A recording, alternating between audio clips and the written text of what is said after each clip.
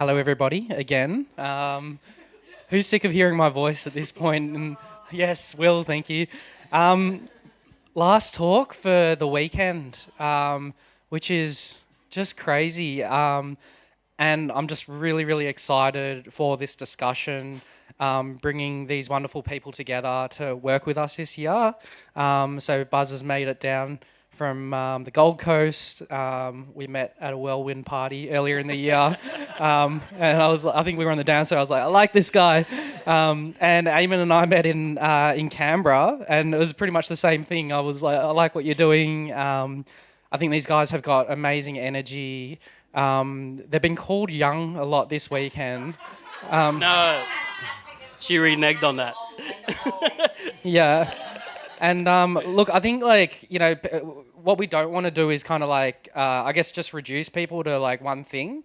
And we've talked a lot about emerging photographers and that's sort of been in part like a catalyst to bringing you guys together.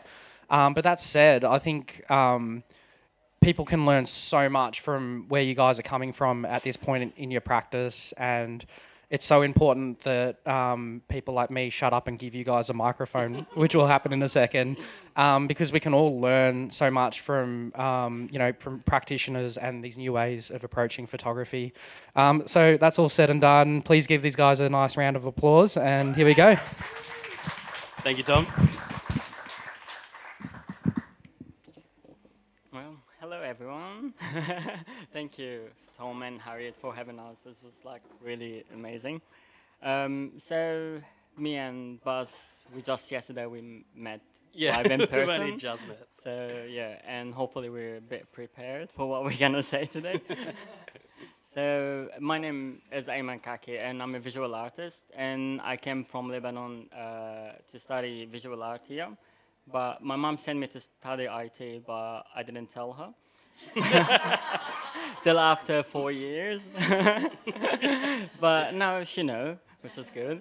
So and I left my family and I came here to study visual art, and I've been doing it out of passion and love, and telling more story about self-portrait mostly, and story about how I came from Lebanon to here, and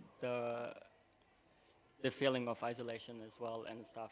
Continue to that, and Yeah, I'm Buzz, and I didn't study, and my mom knows that. I I guess I'll get into it further in a while, but I kind of just not fell into photography, but I use photography as a tool to change the perspective of. I'm a Melanesian. I'm from the Solomon Islands, so I've found photography. I enjoy photography, but I found it's a good tool to then enter the visual space and maybe change that a little bit. Yeah. so today I'm gonna talk about like a new series that I've been working on, and the series called 99 Names, which is speaks about the criminalization of homosexuality in more than 74 countries, which is 13 of these countries is the penalty there is death by punish them to death by public stoning or throw them from a cliff, and this is still exists. And even it started as well by inspired by a drag queen from the UK when she said, "Your belief is a belief, but my existence is a reality." And this is how it hits me and was like, what is religion is not attached to law or politics where everyone can practice it by themselves but leave the freedom or respect the other people's choice. So and I represent a lot of rocks because the rock is the first weapon ever used to kill someone. And I think the rocks will always remain a rock, and the stones will always last till the end of eternity. So, so and it's more about experimental with my practice. It's nothing planned. It's just like how I feel. I just go and shoot it at the same time, and You so want to cycle through it? yeah.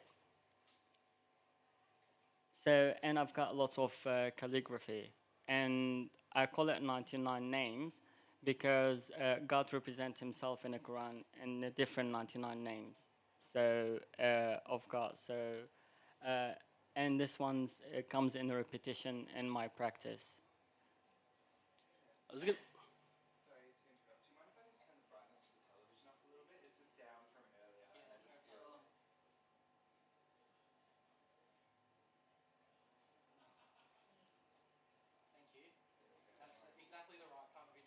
Yeah.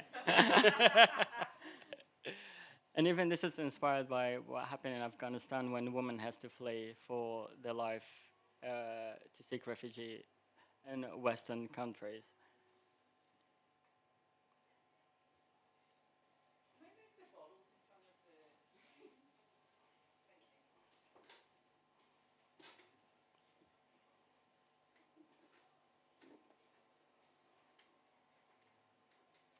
So yeah, so and even I was experimenting about identity and all these people that who came here as a gay refugee, and speaking to them, they says that the identity become geographically linked. It's like they can express it in Western country, but where they go back home, they have to edit themselves and uh, change who they are just to place the society next to them because of fear and because of like family issues and stuff like that. And I'm willing to help the gay refugees arrived here to give them a directions where have to go for legal advice or uh, even like to for psychological advice at the same time. And which is really good when they open up to me and tell me all their stories, and at the same time, like help them and tell them like everything is gonna be okay. Eamon, I was wondering, how do you meet the people that you work with? Like the refugees that do come over, Yeah, how do you meet them? Or how do you get in? they approached me. They do? Yeah, it Oh, was that's like really even good. this one. It was like even like in particular, I've got a lot of people that message me on Instagram. So it's like, I'm having these issues and I've got this, and especially because it's written in Arabic, so they actually wrote it, and then they understand what is it. So they came to me because they speak my language, Yeah, and it's then they amazing. feel like. Uh, because we know where we come from, and I think they trust me, not to Yeah. say anything because it's at the end of the day, like they know where I come from. I've been in their shoes, so and I think that's why they approached me Yeah. in the I first place. was I was looking, and it's still illegal in the Solomon Islands as well, which I knew, but maybe not enforced, which isn't like it's not a good thing because there is like there's like a threat of persecution, and there's that looming threat of society not agreeing with it. Yeah, But I was wondering, are the people that come over like, was there an imminent threat of prosecution? Is that why they've left? some of them they left because of that, but some of them they experienced their freedom here. Yeah. Okay. So and when you experience the freedom, you're never gonna go back Of to your course. cage. Yeah. And so I think that's two factors. And even like if they want to come back, was like maybe they'll be forced to get married. Like so far, my mom she gave me was like, I bought a house. Was like, oh, what you need is just a wife. So it's like okay, the catalog is still adding on Mm. with photos of women. Was like Yeah. Okay. so yeah. Like even like my family they don't know that I'm gay, Yeah. but uh, so I keep it this way because sometimes it's easier for you not to like deal Of as course. well, Yeah. Yeah. yeah, and argument and tell them it was like, okay, it's all right, I'll leave it to it. Yeah. I lived in Jakarta for a little bit, and I had a few friends who were the same. And their mums knew, but they were like, "What about this girl? What about this girl?" And you Yeah. kind of just go along with it, just because it is easier, Look, my isn't it? mom has a 12 kids, so it's Oh, very okay. hard to know which one I am, mom. Hi, mom. 12. Wow. So yeah, so this one is how I started. It was like because lots of people they hiding behind like religion Yeah. to as a kind of hypocrisy, and this is what happened like now in Iran, where in the name of God, Mm. but in the name of God start with the most merciful. So about why you're treating these people, it doesn't show what you believe in. Yeah. So this self-portrait, like even I've been backlash about it. I was like, it's a prayer rug. How come you put it on your naked body? I was like, but it's a fabric. Who made a rug, like to pray on it? Yeah. Because in Islam we have to have this, so we put it on the floor, on the ground to pray. But at the end of the day, it's just a piece of fabric. So this is shown bonus as well.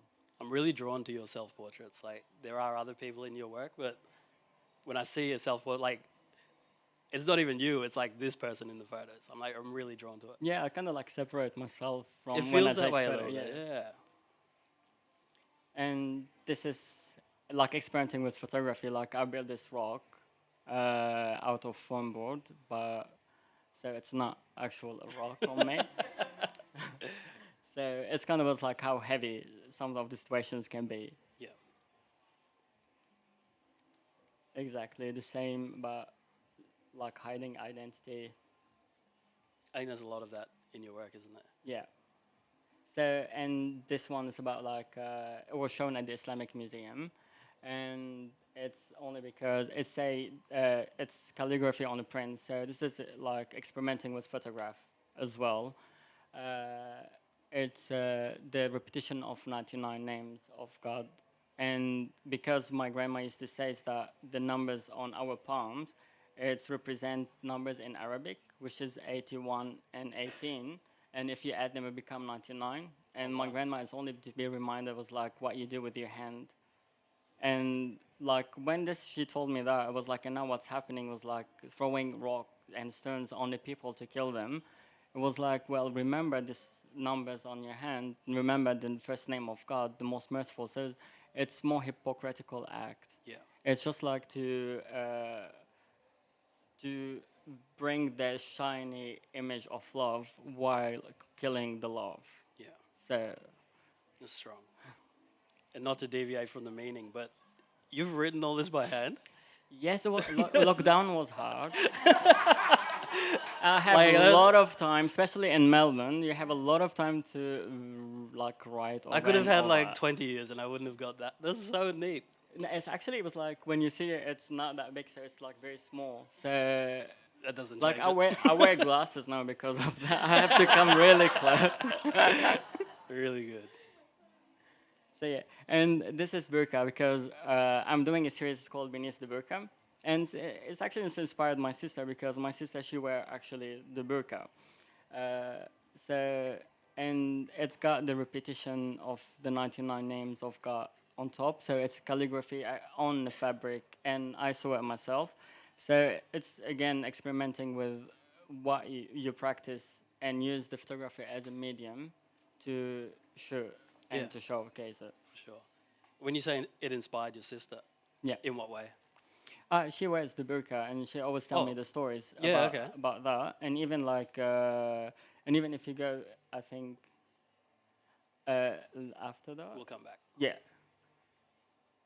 So this is about the lockdown because lockdown, okay, was hard, but at the same time there was a lot of domestic violence in Middle Eastern countries as well, and they have to be in lockdown with the people that they actually torture them or treat them not well. Yep. So, and I think this is representation about like how men has like as well to speak about this issue about domestic violence at Yeah. the same time because it's a lockdown, not lock up. Yeah, yeah. I think it's a universal issue as well. Yeah. I think it carries across. So yeah, this one is actually from Kenya. Mainam, he's from Kenya, and he's a gay. And in Kenya, it's a crime to be homosexuals there. So and this one we represented at Midsummer Festival for Midsummer and Australian Art Award, and it's actually a photo of him holding the rocks, but on the rocks. On the stones, it's been written the 99 names of God that are being collected from the 5Ks walk during lockdown. So wherever I go, I come back with some of rocks. Yeah, that's awesome. Yeah, my partner was like, "What you doing?" I was like, just washing the rocks, and then like paint over all over them. I told you, lockdown was a lot here in Melbourne. I had a lot of them. Do you still have them? Yeah, it's there actually because I will be representing on the wall, but Mm. every single rock will be sealed back with a vacuum sealed back and pinned on the wall, and in repetition, and I'm calling it stone wall. Yeah, amazing. So just like to bring the backlashes between what happened in during Stonewall in America and this Stonewall that we're still running, because this issue it's not just oh okay we're alright with that, like there's still people have major issue with that. Awesome. So yeah, so Same. You want to talk about it, or you want to move on? I think Covered we'll that, talk yeah? about Yeah. it. Covered that. We covered. You want to talk about it? Let's talk about it. Oh, but no, this one was like it's the like as I told you, because experimenting it's part of who we are as a visual artist. Mm. So and this is my first ever photo taken by 4x5. So I felt very Ah. happy. So I bought 4x5 camera. Yeah. And yeah, I need. It's very heavy. It's really heavy. So yeah, so this is part of it. Was like how, um, Studio? again, representing of stone and Yeah. about homosexual and how you feel is like okay, I wanna express myself. Even vocally, you can express yourself. There has always been you can be hit by a rock, and then nothing will happen or recover. It was like because I just another homosexual man died in this country. Yeah. It's a lovely portrait. So this one where I met Tom. So it was a national portrait prize, and it's inspired by women at my workplace. So we have a prayer room in our workplace, and with women to pray, they have to wear certain clothes, but usually it's white and black. But I saw my friend when she was praying, and she had leopard print one, Hmm. which is very different from what I always see. And when I asked her, I was like, "What's up with the leopard print one? What happened?" So it's like, "Look, we have to wear them, so why not put our voice in it?" I like that. And I was like, "Okay, show me what we all the collection we have at work." And then I photographed them, and I went to a fabric shop, and I brought the closest one. And I sewed the burqa, and then positioned myself as a like empowering woman, Yeah. as I a, love that. and I took it's a self portrait, so as a man to be able to do that. And a lot of people was like, don't you think it's very problematic? And I said, but we use this woman clothing during the French colony when we had it in Lebanon or Syria. So men used to hide to go like to war and stuff and not to be captured Oh, by wearing okay. women clothes. So because the men they're not allowed to come and check on a woman when she was wearing Yep. burqa. Yeah. So I didn't know that. and it was Wow. like, so if we use this for like because of a woman, why don't respect this for the woman? Yeah. So and this is why it's like, okay, I'm bringing woman empowerment here. Yeah. So again, a Same lot of concept. fabric from Savers. Wait. Do they pay? And this is a screenshot from a video that I shot. It's called 99 Names, about like hypocrisy in general, not in just in anything in the country, in the law, in practice, and everything. Because I discovered that the law, the article that criminalized homosexual in Lebanon, it's Article 534, which is inherited by a French when they used to colonize us. So, and this is what hit me was like, okay, now people that escaping because of the situation of as a gay refugee to France, and the France told them was like, okay, come and we give you all the protection.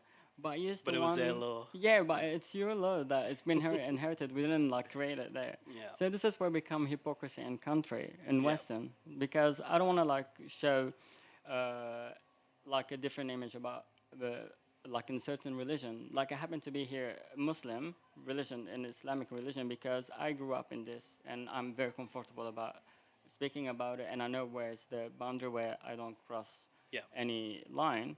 But at the same time, I'm not making Western countries the one who's like saving these people, because Yeah, it's yeah. you who actually put the law. Yeah, if you go In the back far first enough, place. yeah. So yeah, But it's just the the journey to getting rid of that mindset hasn't Yes. happened in the colonies. Yeah, yeah. And even like because of what the social, the cultural, and even the religion. Yeah. Yeah. I think religion should be separated from politics. Yeah, big time. Yeah. Church and state. Yeah, yeah, yeah. Yeah. And another screenshot using my friend from work. So, Oh, it's yeah. from work. Is this the leopard print? No, no, no, not the level friend. Okay. No, no, she's being forced like because at my workplace it's very like a bit about religion and stuff. So she told them it's like you cannot work here till like you put a scarf, or at least like, and she told them like I can cover my hair but not to put a scarf. I was like, oh no. So but at the end after argument, and this is here in Australia. Mhm. So she won the argument, and I was like, okay, let's do this serious. Then.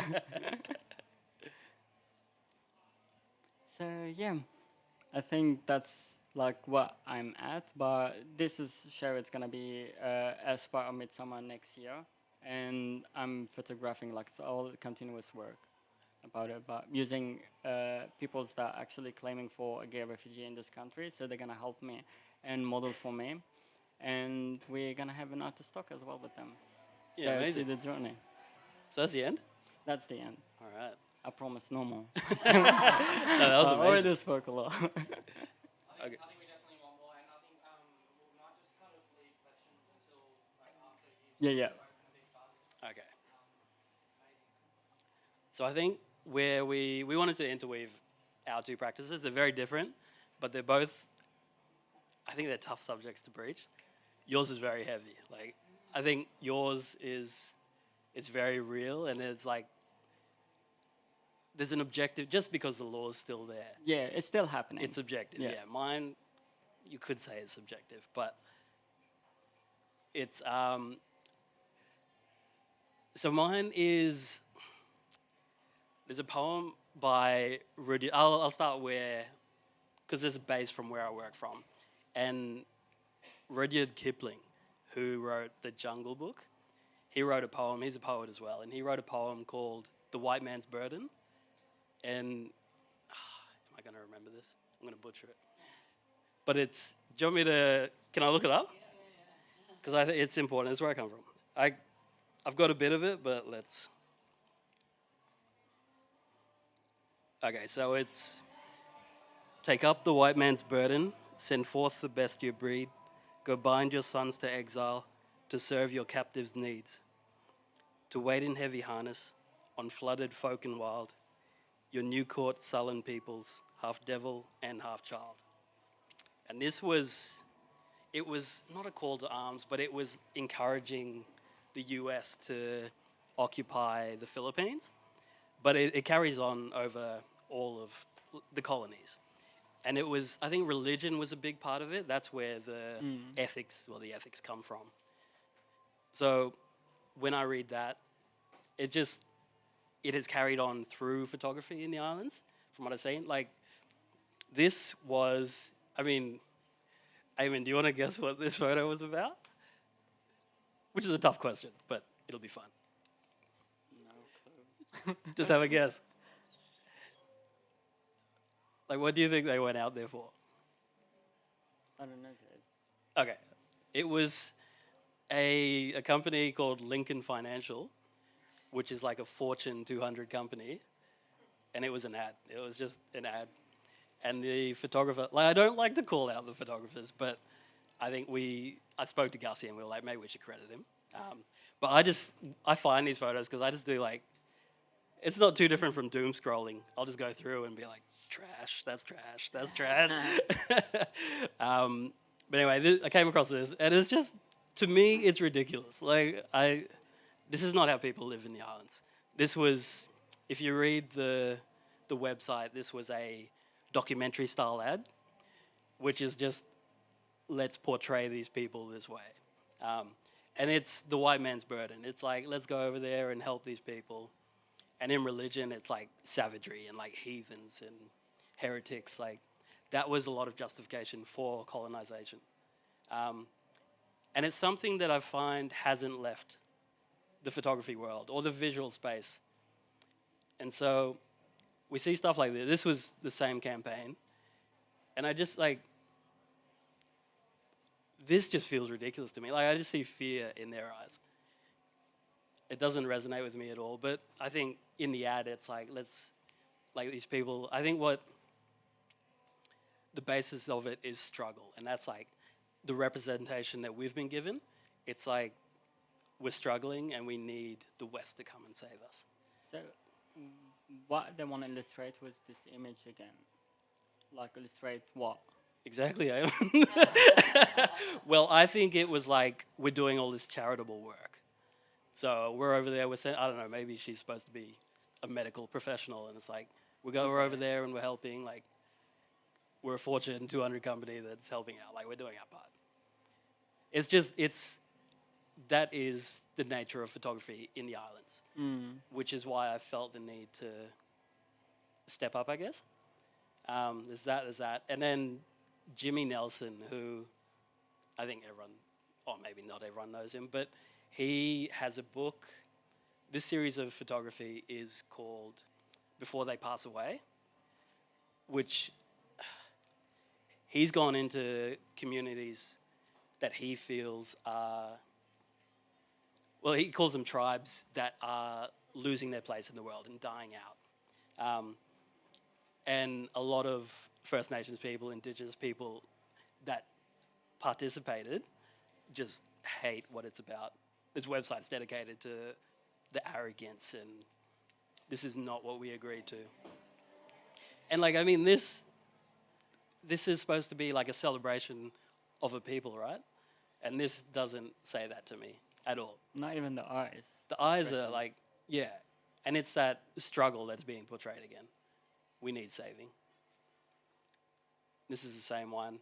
These are, I should say, these are from the African continent, obviously, but I feel like a strong connection to them. I think it's the same thing we're going through.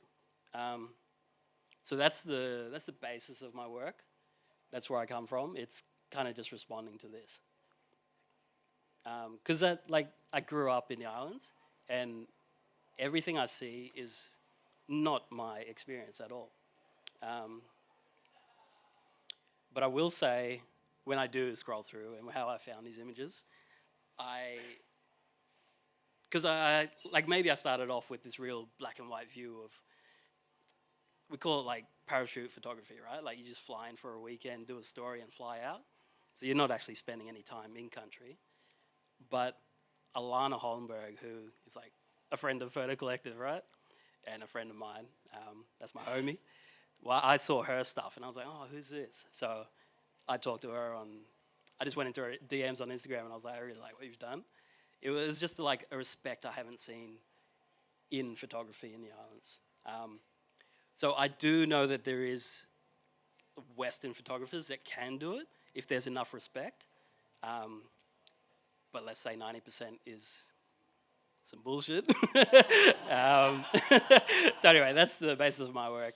And I should say Sean Davey as well. Like he showed me recently some stuff, and I really resonated. It was like this one photo in a nightclub, and this guy's passed out, which could have been like, that could have been a really bad photo. It's like a troubling subject to do, just like in PNG, just in a nightclub. But the way he took the photo, it was like I would have taken that photo, and anyone in my family would have had. We probably have those photos on our phone. It's just like this night in the islands. Everyone like good time, and one guy passes out, but you're all around him like. Yeah. So he I have like full photos of that. You may have one of me last night. No, not really. That was good. So anyway, basis of my work, and then it's very orange, but this is my work. So this is a friend of mine. This series I've called Karua, which it means two in my mother tongue, from Roviana in the Solomon Islands. This is in Burleigh on the Gold Coast. And I work with the diaspora in Brisbane, which is the largest diaspora of Solomon Islanders, maybe of any islander. It's a direct flight to the islands. It's maybe 3 hours away. So I think it's just this is what we've been given, and there's vulnerability in this, but it's not like human vulnerability. It's like our country is messed up and a Western idea of vulnerability. So with the guys I photograph, I still want some vulnerability, but it's more of a human vulnerability, not like we're struggling, we need help. So I hope that comes across. Um, and then this is Cora, and I still want like I think a lot of people point out the buildings in the background as a mistake, but it's intentional. Like because there needs to be some representation of Australia. There needs to be a place where we are, Yeah. as well as who we are. Um, so the carving she's holding it's called a nuzu nuzu, and it's like a figurehead, which is like the carvings that sit on the front of boats. So back like in culture, you'd have a nuzu nuzu at the front of your canoe, and the nuzu nuzu is like a god, but he's holding. I'll step away from the mic, but this here is a head, and the head. There's two of them. They come in pairs, and you get a head, nuzu nuzu holding a head, or a nuzu nuzu holding a frigate, which is a bird, and this was used in battle. So there's it's like a war, like nuzu nuzu looks after you when you're out to battle, and the frigate is like a sign of peace. So you're just moving in peace. But anytime you went into the water, you had a nuzu nuzu to watch over. It's a symbol. It's a symbol, yeah. So I just have it here.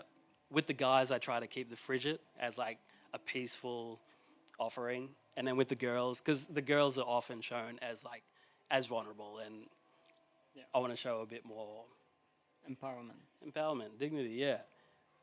And I guess I always get asked about the rocks, like why I always do it down at the rocks here. These are volcanic rocks, and they're from a super volcano on the Gold Coast, and they're there to represent, like, they're these rocks that have come from an hour away and landed in the same spot, so it's kind of like symbolic of a diaspora. So it's like a diaspora of these rocks.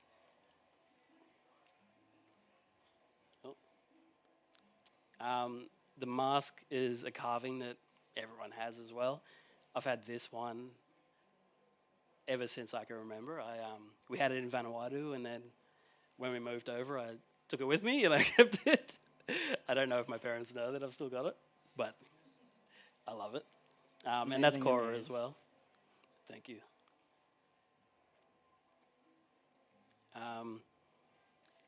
And so I guess this moves into a bit more of the experimentation. And because it is a heavy subject, and talking about like white saviorism and stuff like that, I find that using digital manipulation like this is more of a tactful way of breaching that. Because I think people like this is beautiful. Well, I'm not going to say that. Good on I didn't you. say that. There is. I mean, it's like we don't delve into the meaning of it. I think it's like it's very nice to look at, which is good and which is the intention. But it's also a way of me to get elements of a diaspora around. So it's just I've used the purple in the location just for. Well, it's supposed to represent like a foreign land. So purple, you don't really see too much of it in nature. So went with purple. This is all digital manipulation. So the black is obviously skin color, people in the islands, the black skin. And the white is shell inlay, which is what goes into all the carvings. So this is all crushed up shell. And that's what makes that shell inlay on there. And shell inlay is a big part of carvings in the islands. So you'll see, like, I don't have any, but a lot of people from the islands will have even in like Polynesian culture, Maori, you'll see the tattoos of that shape. It's shell inlay. So I think another aspect of what I like to look in is archival images, and these are, I don't know if people have heard of blackbirding. I find that a lot of people haven't, which is crazy because it's big. Blackbirding was, so blackbirders were people from Australia who would go over in ships. Like the interface of the islands and Australia, Solomon's in particular, is it's all people on ships, obviously, but there were traders and there were blackbirders. So traders would be in country, and they'd be the ones taking like the resources from the country and then selling it here. Blackbirders would then go over and take people slaves. They would trick them onto the. Australia likes to call it indentured labor, but it was slavery. It was like a promise of, we'll give you this if you come and work for us. Yeah. So, like South Sea Islanders were blackbirded. South Sea Islanders are mainly from Vanuatu and the Solomon Islands. And on the Gold Coast, there's like mass graves, and there's a lot, that's where they were at. They were at sugarcane fields in Queensland, all the way from the border up to like Bundaberg. So the, what is that? What's like the sugar here? CSR, is it? What's the? Yeah, Colonial Sugar Refinery. So they were built, like they're still there now, and they were built off the back of blackbirding. So I like to go through the archives. These are just from the National Archive. And I like to think of ways of, because when you look at this, you just think, a word I like to use is a visual aphorism. So you just see this, and it's like, you don't care who they are, right? It's just like, okay, this is, we refer to it as like a single story, or I like to. There's a Nigerian author, and it's what's her name? It's like Chimamanda Ngozi Adichie, and she speaks of the dangers of a single story. And she has a great line where it's like, like a single story is dangerous because it's not untrue, but it's not the whole. So it's like a single story. It's not that it tells an untruth, but it says that it's the only truth. And this, for us, for a long time, this has been our only truth and our only story. So I like to just do something jarring that breaks away from this aphorism. So I've just, like, digital manipulation, added, like, contemporary clothing. And now when you look at him, you want to know who this guy is, right? Yeah. Like, just of the three, like, this is a cool, I was about to swear. He's a cool dude. This is a cool dude. And I think it works well.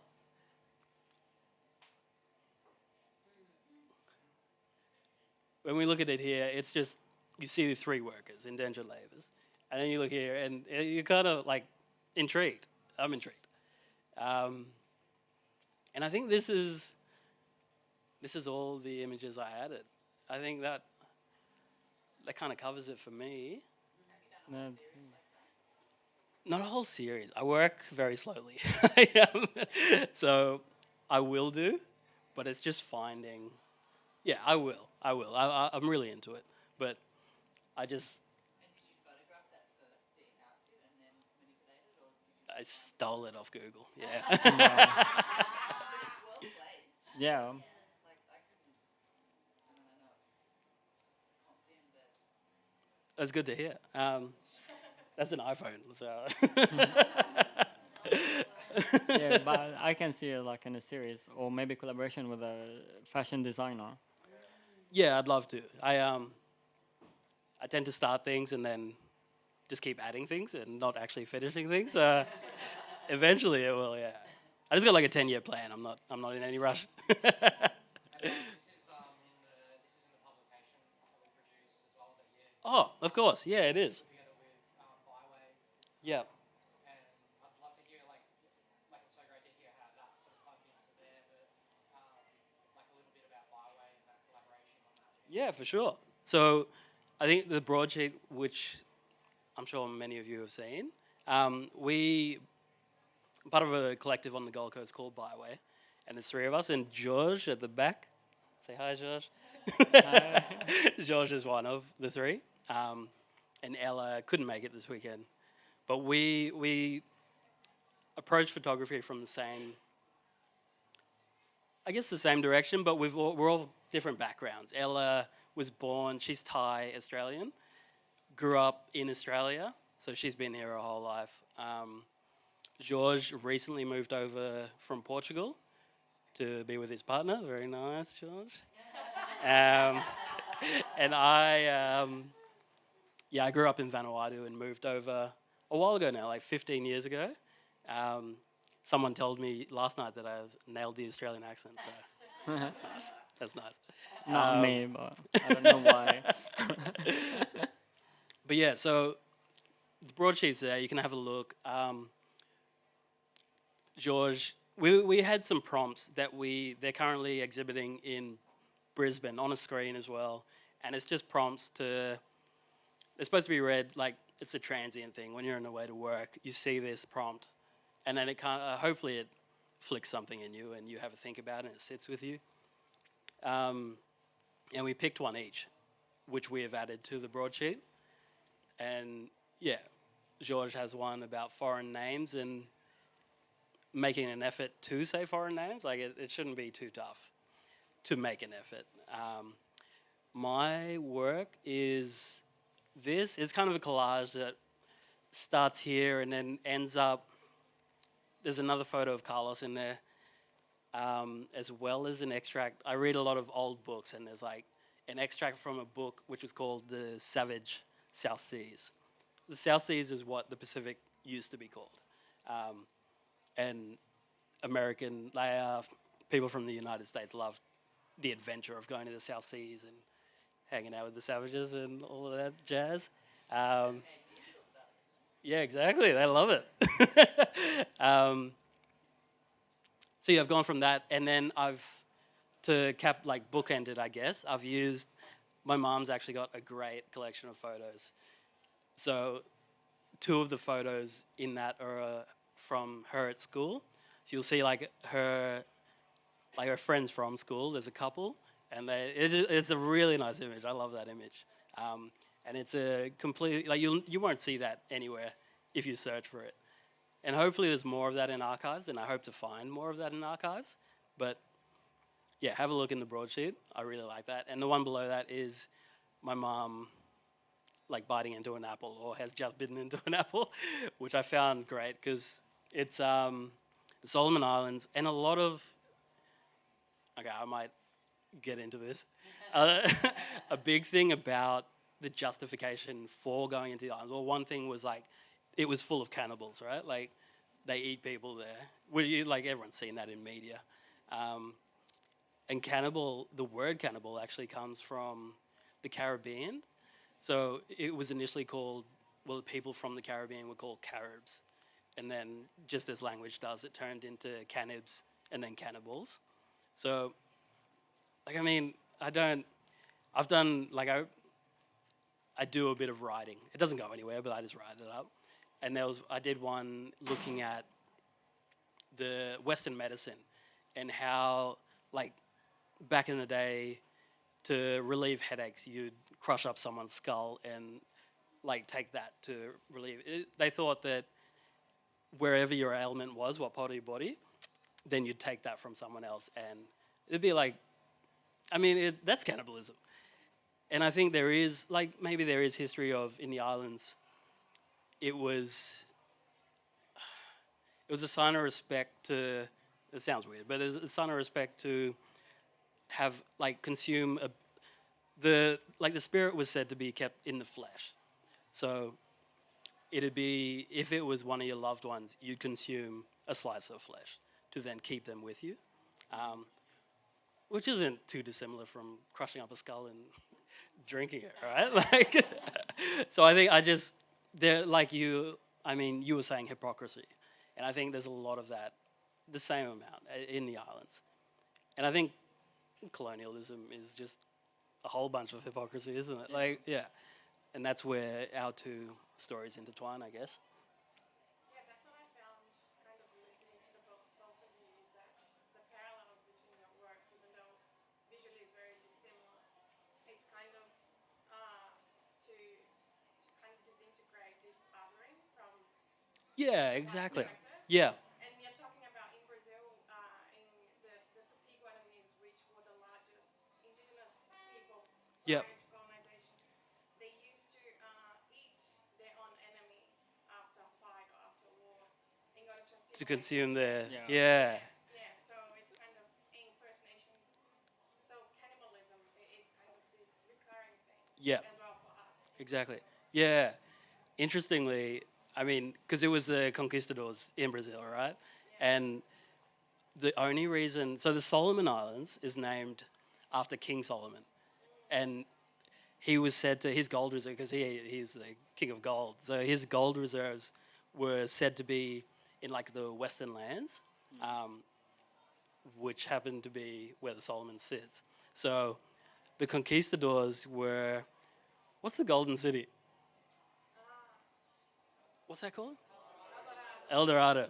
So I think all the conquistadors were looking for El Dorado, and Mendana, who was the captain of the expedition to look, his anyway, he was in Peru, and then because it was just full of conquistadors, there was nowhere to look. They said, "We'll go find King Solomon's treasure." So they just set a direct route um, left of Peru and landed at the Solomon Islands. So there was no intention to reach the Solomon Islands. It was just the first bit of land they hit. Um, and then that like brings us to, it might be the same in Brazil, but like place names is a big thing that I've been looking at as well. And a lot, especially in the Solomon Islands, I'm from Vanuatu as well. And luckily we've got a lot of traditional place names. But in the Solomons, it's like Santa Cristobal and like these Spanish names and named after generals. Like, So Catholic. exactly, yeah. I come from a town that its name is after a saint in Italy. Yeah, exactly. Colonized by the Portuguese. But I think, yeah, I think in the islands, because we don't really look past, I don't know, you become like, where you're from, so you don't really question it. But if you do look past it, it's kind of ridiculous that Yeah. we have no idea who that saint is. And like, what's an example? Like Bougainville, which is between PNG and the Solomon Islands. It was actually he's a French general, so it's like Bougainville.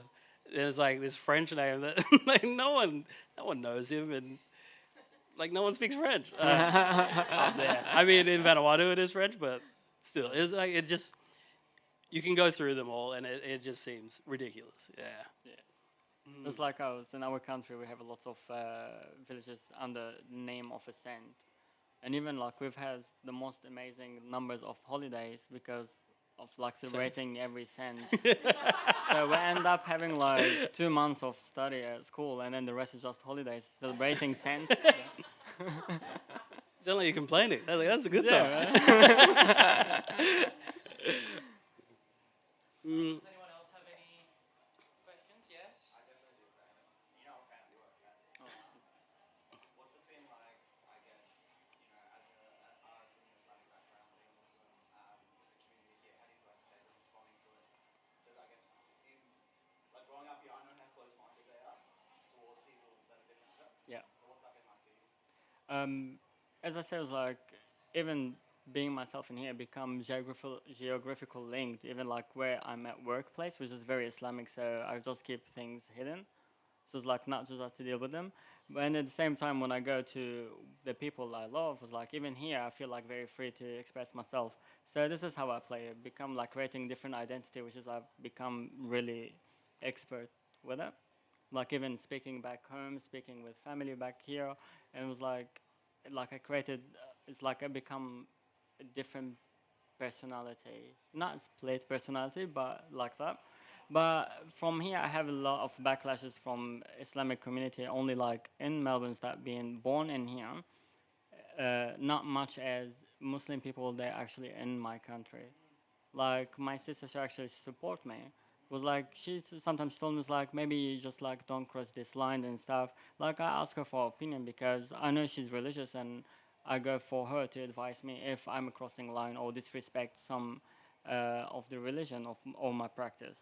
So she become my mentor, like how I create this. But a lot of backlashes, a lot of hate comments on Instagram.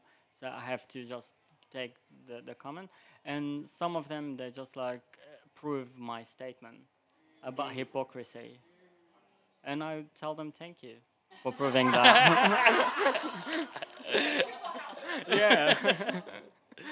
So I think yeah. that's good. I don't. Thanks. I don't have that strength. I'd be like depressed. I'd be like, I hate No. Instagram comments. Man. Look, I hate it, but like it's even you ignore it, and then they will keep coming. Yeah. Okay. Or it was just like, but for me, it was just like I didn't ignore it. I closed the comment section, and they come like no, like request, DM or whatever. Yeah. But I love the people when they ask me, "What do you mean about this work?" More than was like just judge by the things that they view, because I keep telling them was like one of the names of God is the most judgmental. So who are you to judge? Mm. So if you believe in this, that's the kind of hypocrisy you're seeing. So, and I'm not here to preach. I'm just like practicing work in subjective way. Yeah, I think that's a big thing.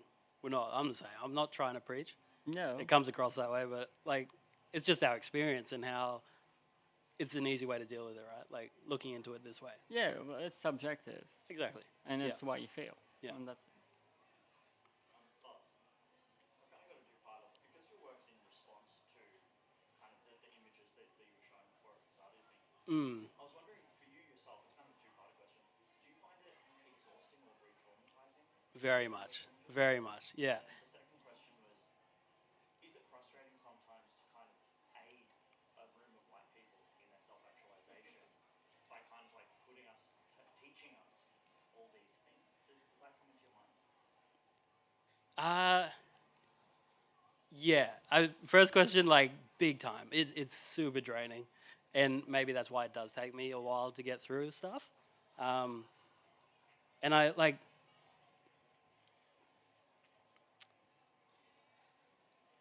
Yeah, I do. It is tough, like reading through everything, because it's all negative, and it's all negative. I can't stress that enough. And it's really tough. Second part of the question, I don't do it. Like this is the first time I've spoken to anyone about it. Yeah, so I kind of I work like I don't really get involved in the photo community. Like this is amazing. I love it, and I should because everyone here is awesome. But I just work solo, and it was Alana who was like, maybe you should start putting stuff out. And I'm like, okay.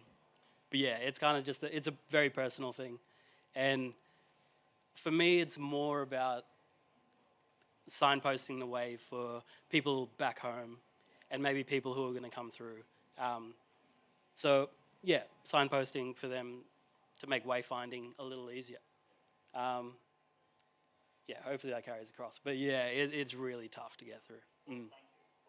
Oh, awesome. Thank you. I appreciate that. Mm. I think Tom's going to wrap it up in a minute, but I just wanted to say to you both that you're both incredible and your thank you. stories are so beautiful and the way you're talking about, these topics, it's so important, and thank you so much, both of you, for being so open and being here with us today. Oh, I love this. Thank This is you. awesome. Thank you. Thank you for having us.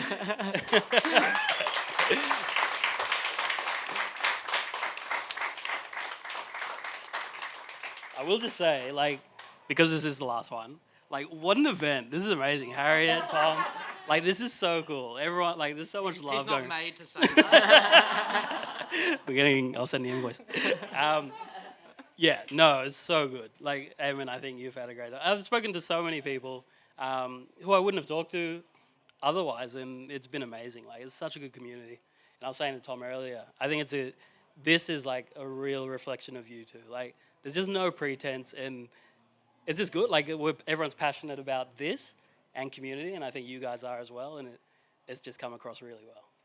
That's incredibly generous, and I think speaking for Harriet and I, who've received like a silly amount of compliments over this weekend. Yeah, it's gotten a little bigger. Yeah, I still know I'm ugly, so none of this works without participation, and we're constantly like we have to look at ourselves as an organisation and like what we're trying to do, and trying to bring in a range of voices, and a really important part of that is like surrendering, kind of control and getting more people involved. And from our point of view, it was like such a pleasure to hear both of you speak today. Both remarkable people, and I'm really excited about seeing where you both go with your practice. Hopefully there's a further collaboration between the two of you, because I can really see something. Yes, there is. And I guess like I'll just finish by saying like this is why we get up in the morning, to kind of generate conversations like this. At the end of the day, when it all boils down, this is what we want to be doing in photography, and we really hope that we can kind of continue talking and working with you guys to, to create more opportunity like this and keep passing it on and hopefully continue to grow things. Maybe one last round of applause, and that's it for the day.